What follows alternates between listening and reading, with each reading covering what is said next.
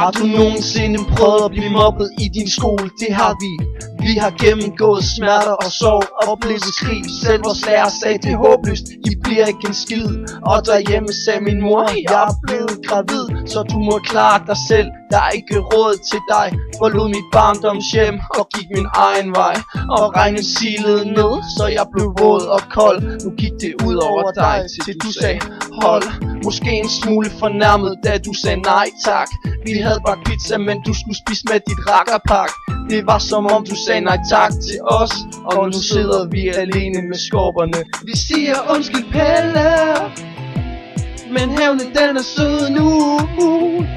For Pelle, du har dummet dig, så vi spammer din solskinstråd på Facebook. That's right. Vi siger undskyld Pelle, vi vil bare være venner.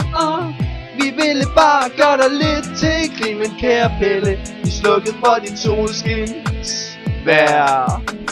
In your face, Pelle.